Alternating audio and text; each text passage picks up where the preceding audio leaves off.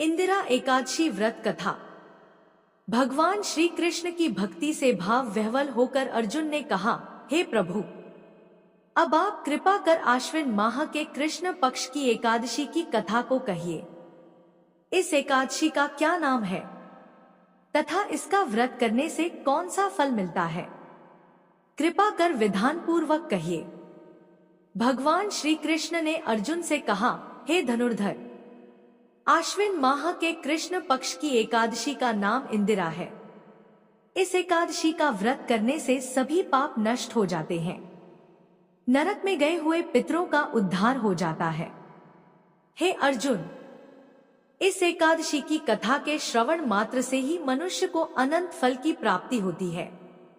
मैं यह कथा सुनाता हूँ, तुम ध्यान पूर्वक श्रवण करो। सतयुग में महिष्मती नाम की नगरी में इंद्रसेन नाम का एक प्रतापी राजा राज्य करता था। वह पुत्र, पौत्र, धन धान्य आदि से पूर्ण था। उसके शत्रु सदैव उससे भयभीत रहते थे। एक दिन राजा अपनी राज्य सभा में सुखपूर्वक बैठा था कि महर्षि नारद वहां आए। नारद जी को देखकर राजा आसन से उठा, प्रणाम करके उन्हें आदर सहित आसन दिया। तब महर्षि नारद ने कहा, हे राजन, आपके राज्य में सब कुशल से तो हैं। मैं आपकी धर्मपरायणता देखकर अत्यंत प्रसन्न हूं। राजा ने कहा, हे देवर्षि नारद, आपकी कृपा से मेरे राज्य में सब कुशल पूर्वक है तथा आपकी कृपा से मेरे सभी यज्ञ कर्म आदि सफल हो गए हैं। हे महर्षि, अब आप कृपा कर यह बताएं कि आपका यहाँ आगमन किस प्रयोजन से हुआ है। मैं आपकी क्या सेवा करूं? महर्षि नारद ने कहा, हे नृपोत्तम, मुझे एक महान विस्मय हो रहा है कि एक बार जब मैं ब्रह्मलोक से यमलोक गया था, तब मैंने यमराज की सभा में तुम्हारे पिता को बैठे देखा। तुम्हारे पिता महान ज्ञानी, दानी तथा धर्मात्मा थे, परंतु एकादशी के व्रत के बिगड़ जाने के कारण यह यमलोक को गए हैं। तुम्हारे पिता ने तुम्हारे लिए एक संदेश भेजा है। राजा ने उत्सुकता से पूछा, क्या संदेश है महर्षि? कृपा कर यथाशीघ्र कहें। देवर्षि नारद कहते हैं, राजन, तुम्हारे पिता ने कहा है, महर्षि, आप मेरे पुत्र इंद्रसेन, जो कि महिष्मती नगरी का राजा है, उसके पास जाकर एक संदेश देने की कृपा करें कि मेरे किसी पूर्व जन्म के बुरे कर्म के कारण ही मुझे यह लोक मिला है। यदि मेरा पुत्र आश्विन माह के कृष्ण पक्ष की इंदिरा एकादशी का व्रत करे और उस व्रत के फल को मुझे दे दे तो मेरी मुक्ति हो जाएगी। मैं भी इस लोक से छूटकर स्वर्गलोक में वास करूं।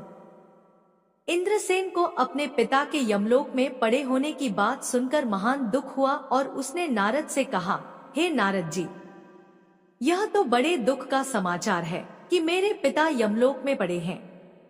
मैं उनकी मुक्ति का उपाय अवश्य करूंगा। आप मुझे इंदिरा एकादशी व्रत का विधान बताने की कृपा करें।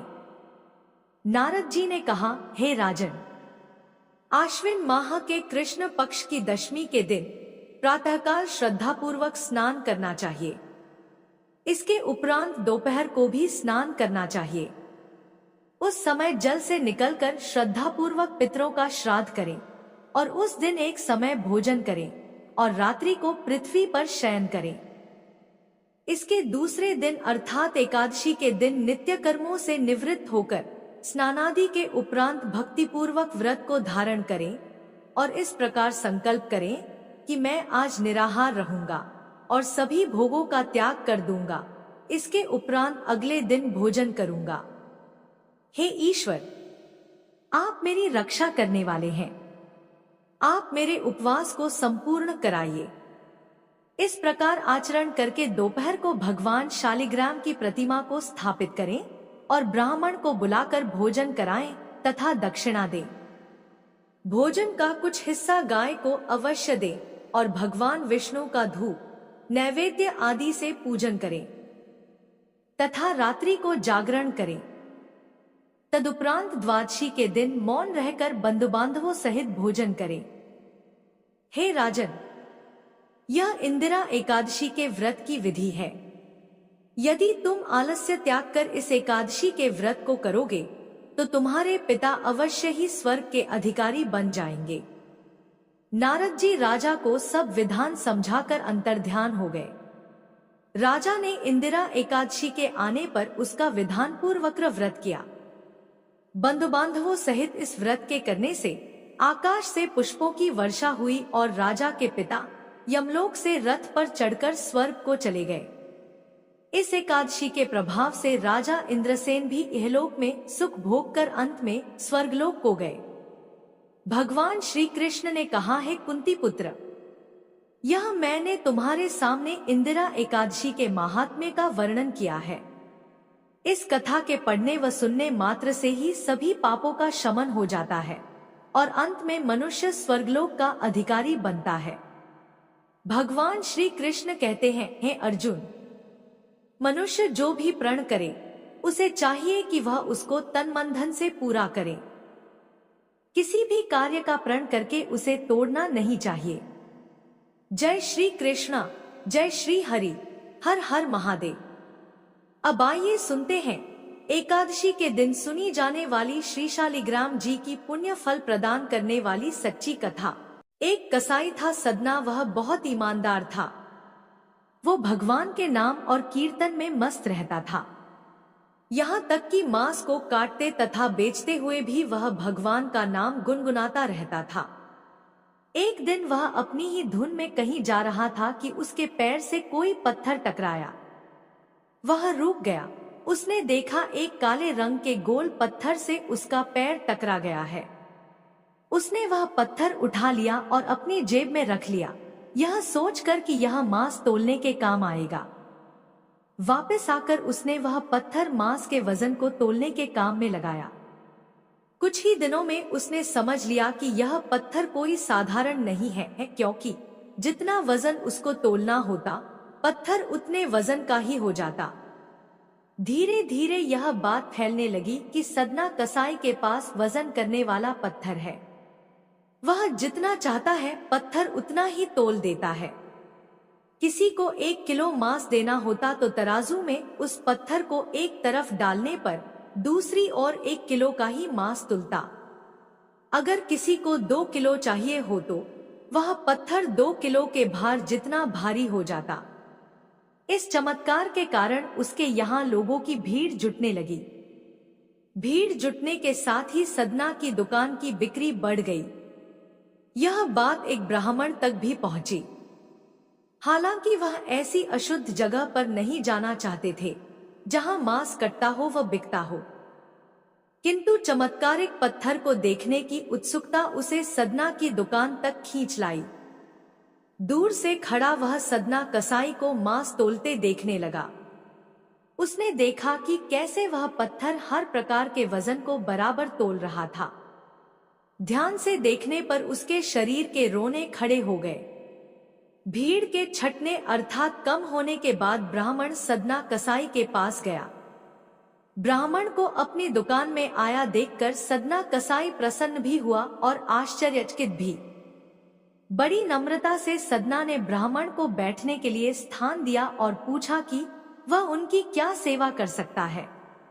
ब्राह्मण बोले, तुम्हारे इस चमत्कारिक पत्थर को देखने के लिए ही मैं तुम्हारी दुकान पर आया हूँ, या यूँ कहूँ कि ये चमत्कारी पत्थर ही मुझे खींचकर तुम्हारी दुकान पर ले आया है। बातों ही बातों में उन्होंने सदना कसाई को बताया कि जिसे पत्थर समझकर वो मांस तोल रहा है, वास्तव में वो शालिग्राम जी हैं, जो कि भगवान का स्वरूप होता है। शालिग्राम जी को इस तरह गले कटे मांस के बीच में रखना व उनसे मांस तोलना बहुत बड़ा पाप है। सदना बड़ी ही सरल प्रवृत्ति का भक्त था। ब्राह्मण की बात सुनकर उसे लगा कि अनजाने में मैं तो बहुत बड़ा पाप कर रहा हूँ। अनुनय विनय करके सदना ने वह शालिग्राम उन ब्राह्मण को दे दिया और कहा कि आप तो ब्राह्मण हैं, अतः आप ही इनकी सेवा प्रचर्या करके इन्हें प्रसन्न करें। मेरे योग्य कुछ सेवा हो तो मुझे अवश्य बताएं। ब्राह्मण शालिग्राम शिला को बहुत सम्मान से घर ले आए। घर आकर उन्होंने श्री शालिग्राम को स्नान करवाया पंचामृत से अभिषेक किया व पूजा अर्चना आरंभ कर दी। कुछ दिन ही बीते थे कि उन ब्राह्मण के स्वप्न में श्री शालिग्राम जी आए और कहने लगे कि हे ब्राह्मण, मैं तुम्हारी सेवाओं से प्रसन्न हूँ, किंतु तुम मुझे उसी कसाई के पास छोड़ आओ। स्वप्न में ही ब्राह्मण ने कारण पूछा तो उत्तर मिला कि तुम मेरी अर्चना पूजा करते हो, मुझे अच्छा लगता है, परंतु जो भक्त मेरे नाम का गुणगान कीर्तन करते रहते हैं उनको मैं अपने आप को भी बेच देता हूँ। सदना तुम्हारी तरह मेरी सेवा नहीं करता है, परंतु वह हर समय मेरा नाम गुनगुनाता रहता है, जो कि मुझे बहुत अच्छा लगता है, इसलिए तो मैं उसके पास गया था। ब्राह्मण अगले दिन ही सदना कसाई के पास गया और उनको प्रणाम करके सारी बात बताई। तत्पश्चात श्री शालिग्राम जी को उन्हें सौंप दिया। ब्राह्मण की बात सुनकर सदना कसाई की आंखों में आंसू आ गए। मन ही मन उन्होंने मांस बेचने खरीदने के कार्य को तिलांजलि देने की सोची और निश्चय किया कि यदि मेरे ठाकुर को कीर्तन पसंद है तो मैं अधिक से अधिक समय नाम कीर्तन ही करूंगा। बोलिए शालिग्राम भगवान की जय। अब आइए श्रवण करते हैं ग्यारस माता की कथा। इस कथा के बिना व्रत अधूरा माना जाता है। एक बार की बात है, एक राज्य में एक राजा रहा करता था। राजा बहुत ही बुद्धिमान और बलशाली था। वह सदैव अपनी प्रजा का बहुत ही अच्छे से ध्यान रखता था। प्रजा भी अपने राजा को बहुत पसंद करती थी। राजा के 2 बेटियां थी। राजा अपनी दोनों बेटियों से बहुत ही प्रेम किया करता था। राजा की दोनों बेटियां बहुत ही सुंदर थी, लेकिन राजा की छोटी बेटी देखने में बहुत ही सुंदर और धार्मिक प्रवृत्ति की थी। वह 12 मास ग्यारस माता की पूजा और व्रत किया करती थी। सभी लोग राजा की छोटी बेटी से बहुत ही प्रेम करते थे और खूब प्रशंसा किया करते थे। वह बोलने में बहुत ही अच्छी थी। राजा भी अपनी छोटी बेटी को बड़ी बेटी से कुछ ज्यादा ही प्रेम करता था, जिस कारण राजा की बड़ी बेटी को अपनी छोटी बहन से नफरत होने लगी। समय के साथ राजा की दोनों बेटियां बड़ी हो गई। तब एक पड़ोस के राज्य में रहने वाला राजकुमार राजा की बड़ी बेटी के लिए रिश्ता लेकर आया। जैसे ही उस राजकुमार की नजर राजा की छोटी बेटी पर पड़ी तो वह राजकुमार छोटी बेटी पर मोहित हो गया और उसी से विवाह करने की सोचने लगा। उस राजकुमार ने राजा की बड़ी बेटी के साथ विवाह करने से मना कर दिया और राजा से कहा कि आप बुरा ना मानो तो मैं आपकी छोटी बेटी से विवाह करना चाहता हूँ। जब यह बात राजा की बड़ी बेटी को पता चली तो वह अपनी छोटी बहन से और भी ज्यादा नफरत करने लगी। राजा की बड़ी बेटी ने अपनी छोटी बहन को अपना सबसे बड़ा दुश्मन मान लेती है और अपनी छोटी बहन से बदला लेने का निर्णय लेती है, जिसके चलते उसने सोचा कि छोटी बहन को जान से मार देती हूँ। एक दिन राजा की बड़ी बेटी ने लड्डू में जहर मिलाकर अपनी छोटी बहन को दे दिया।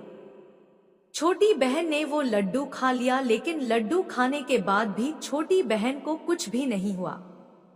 बड़ी बहन यह देखकर बहुत ही आश्चर्यचकित हुई, लेकिन बड़ी बहन ने हार नहीं मानी। एक दिन जब छोटी बहन अपने कमरे में सो रही थी तब उसने मटके में सांप रखकर उसके कमरे में छोड़ दिया, लेकिन सांप भी छोटी बहन को कुछ नहीं कर पाया। जिसके बाद बड़ी बहन ने अपनी छोटी बहन से कहा कि चलो बहन, आज हम कुएं से पानी भर कर लाते हैं। तो छोटी बहन अपनी बड़ी बहन के कहे अनुसार उसके साथ पानी लेने के लिए चली गई। जैसे ही वह पानी कुएं से निकालने लगी तो बड़ी बहन ने उसे कुएं में धक्का दे दिया, लेकिन ग्यास माता के आशीर्वाद से वह सकुशल बाहर निकल आई। यह देखकर उसे बहुत ही आश्चर्य हुआ कि ना जाने मैंने कौन कौन से प्रयास किए हैं, फिर भी इसका कुछ भी नहीं बिगड़ा। उसने एक दिन सोचते सोचते छोटी बहन के पास जाकर कहा कि बहन, तुमको पता है भगवान सबकी मृत्यु एक निश्चित समय पर लिखते हैं। तुम्हारी और मेरी मृत्यु कैसे होगी क्या तुम जानती हो? तब छोटी बहन ने कहा, हाँ, बहन मेरी मृत्यु कैसे होगी यह तो मैं जानती हूँ। छोटी बहन से यह सुनकर बड़ी बहन को बहुत ही संतुष्टि हुई और सोचने लगी कि इस बार मैं इसे जरूर मार दूंगी। उसने अपनी छोटी बहन से कहा कि अपनी मृत्यु का राज मुझे तो बताओ, मैं तुम्हारी बड़ी बहन हूँ। छोटी बहन ने अपनी बड़ी बहन से कहा कि मेरी मृत्यु एक तोते में है। जो तोते के गले में एक हार है उसी से मेरी मृत्यु होगी। जब कोई व्यक्ति उस तोते को मारकर वह हार अपने गले में पहन लेगा तो मैं मूर्छित हो जाऊंगी, और जैसे ही उस हार को अपने गले से उतार देगा तो मैं वापस जीवित हो जाऊंगी।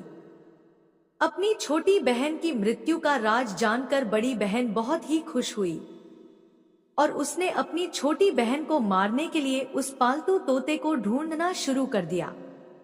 लेकिन छोटी बहन को इस बात का पता था कि वह मेरी जान लेना चाहती है।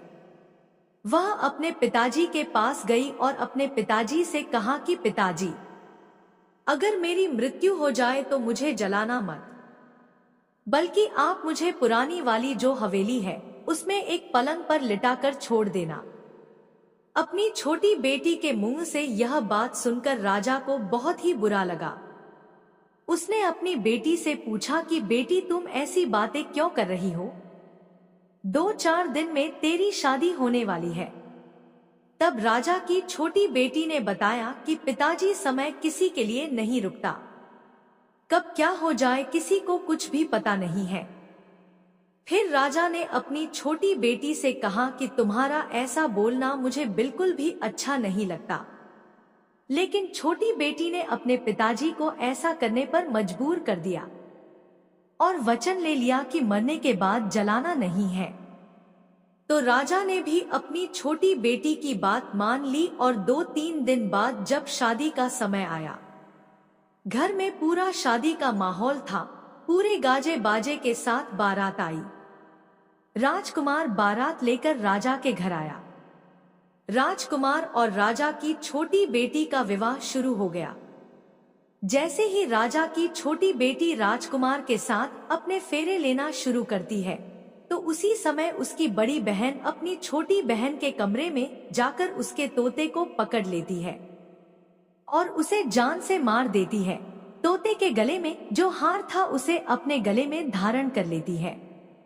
जैसे ही बड़ी बहन ने हार को अपने गले में डाला तो उधर छोटी बहन के 3.5 फेरे ही पूरे हुए थे और वह बेहोश होकर गिर गई। इसके बाद राजा ने बड़े बड़े हकीम को बुलाया, अपनी छोटी बेटी का इलाज करने को कहा। राजा ने कहा कोई मेरी बेटी का इलाज कर दो, मूंग मांगा इनाम दिया जाएगा। राजा की बात सुनकर वैद्य ने जब छोटी बेटी को चेक किया तो राजा को बताया कि आपकी छोटी बेटी ना तो जीवित है और ना ही मरी हुई है। मैं तो मेरे जीवन में ऐसा पहली बार देख रहा हूँ। तो राजा ने वैद्य और हकीम को कह दिया कि यह बात बाहर किसी को मत बताना। अगर तुमने यह बात और किसी को बताई तो हम तुम्हें फांसी की सजा देंगे। राजा ने अपनी छोटी बेटी को पुराने महल में ले जाकर एक पलंग पर लेटा दिया। वहां पर कुछ सैनिकों को तैनात कर दिया और स्वयं महल पर आ गया। राजा की बड़ी बेटी अपने पिताजी के पास गई और कहने लगी कि पिताजी, अगर यह शादी संपन्न नहीं हुई तो आपकी इज्जत का क्या होगा?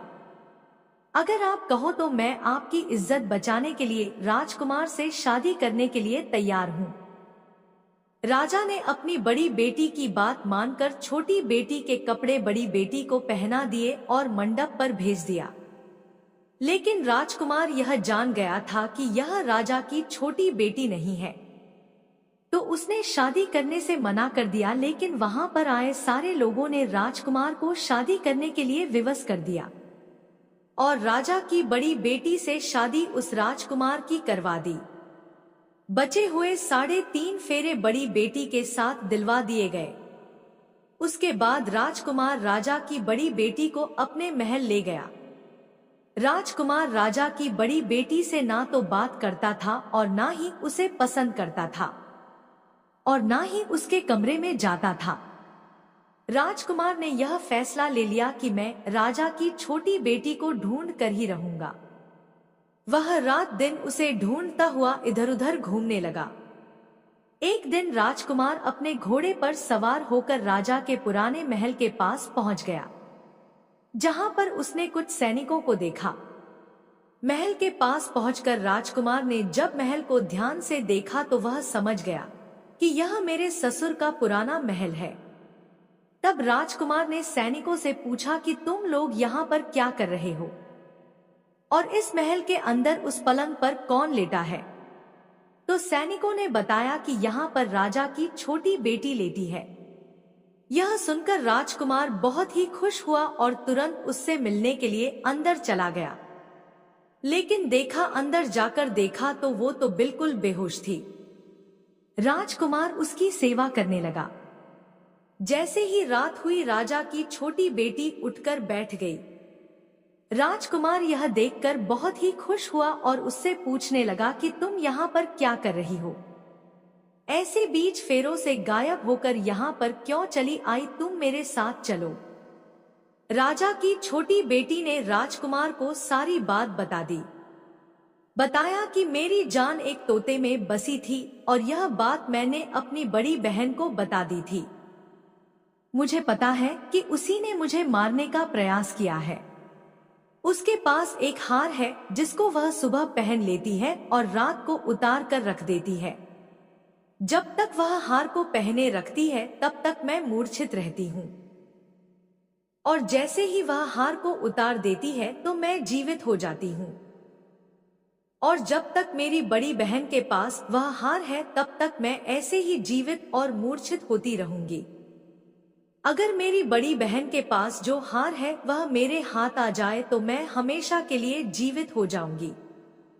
राजकुमार यह बात सुनकर राजा की छोटी बेटी के पास रहने का निर्णय ले लिया और बचे हुए फेरे लेकर अपने विवाह को भी पूरा कर लिया और वहीं पर रहने लगा। ऐसे करते करते काफी समय बीत गया। राजा की छोटी बेटी गर्भवती हो गई।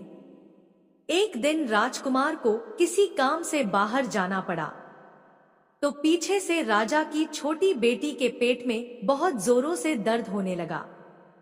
उसने उस समय ग्यारस माता का आह्वान किया, जिसके बाद ग्यारस माता वहां पर प्रकट हुई और उन्होंने उसके दर्द को दूर किया। एक सुंदर पुत्र को उसने जन्म दिया।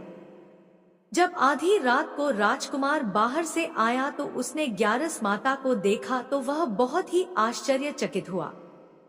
उसने तुरंत माता को प्रणाम किया। ग्यारस माता ने राजकुमार से कहा कि जब तुम्हारा बेटा 5 वर्ष का हो जाए तो तुम अपनी पत्नी का हार लाकर इसके गले में डाल देना, जिससे यह हमेशा के लिए जीवित हो जाएगी।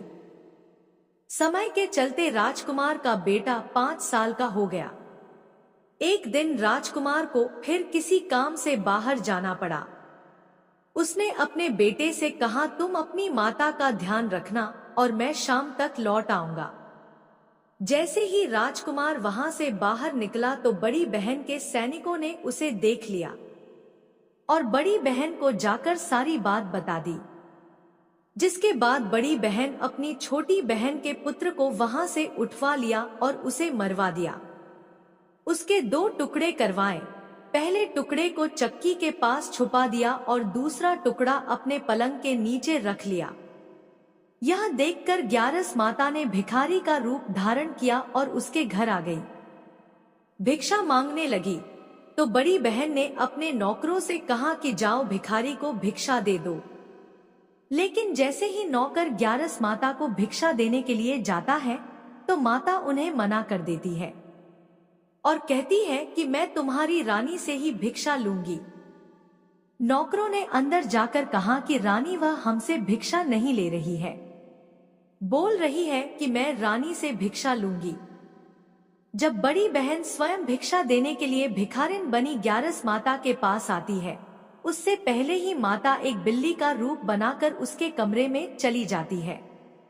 वहां पर जो छोटी बेटी के पुत्र का एक टुकड़ा था वह उठा लेती है और दूसरा चक्की के पास से उठाकर जीवित कर देती है और वहां से लेकर चली जाती है। और राजकुमार को सारी बात बताकर उन्हें उसका बेटा सौंप देती है। राजकुमार अपने बेटे को लेकर उस बड़ी बहन के पास जाता है और उसे कहता है कि इस बच्चे का अच्छे से ध्यान रखना है। अगर तुम इस बच्चे का अच्छे से ध्यान रखोगी तो ही मैं तुमसे बात करूंगा, वरना मैं यहाँ से चला जाऊंगा। एक दिन राजकुमार ने अपने बच्चे से कहा कि तुम ऐसा करो, तुम्हारी माँ के गले का वो हार मांग लो, तुम्हारी जिद की वजह से वह तुम्हें दे देगी। अपने पिताजी के कहे अनुसार लड़का अपनी बड़ी माँ के पास जाकर कहता है कि माँ, मुझे तुम्हारे गले का हार चाहिए। यह सुनकर उसकी माँ को पहले तो बहुत गुस्सा आता है, पर उसको याद आता है कि राजकुमार ने कहा है कि अगर मैं इस बच्चे का अच्छे से ध्यान रखूंगी तो ही वह मुझसे बात करेंगे। वह सोचती है कि छोटी बहन अब तक तो मर गई होगी, उसे जला भी दिया होगा, अब कौन सी जिंदा होने वाली है। यही सोचकर वह हार को निकालकर उस बच्चे को दे देती है। वह बच्चा उस हार को ले जाकर अपने पिताजी को दे देता है। तो राजकुमार अपने बेटे और उस हार को लेकर वहां से चला जाता है और जाते हुए कहकर जाता है कि तुम हमारे लिए खाना बनाकर तैयार रखना, मैं शाम को आकर तुम्हारे साथ ही खाना खाऊंगा। यह कहकर अपने बेटे को लेकर वहां से सीधा राजा के पास जाता है और राजा को सारी बात बता देता है। राजा अपनी बड़ी बेटी की यह करतूत सुनकर बहुत ही क्रोधित होते हैं और अपनी परवरिश को दोष देने लगते हैं। राजा राजकुमार को अपनी छोटी बेटी के साथ रहने का आदेश देते हैं। राजकुमार वह हार लेकर छोटी रानी के पास जाता है और उसके गले में वह हार डाल देता है, जिससे वह जीवित हो जाती है। दोनों बहुत ही खुश होते हैं। राजकुमार अपने बेटे और अपनी पत्नी को लेकर अपने राज्य में चला जाता है। इस तरह एकादशी व्रत के प्रभाव से राजा की छोटी बेटी को अपने जीवन में आई तमाम मुसीबतों से छुटकारा मिलता है। जय श्री हरि विष्णु। अगर वीडियो पसंद आई तो हमारे चैनल को सब्सक्राइब करें। धन्यवाद।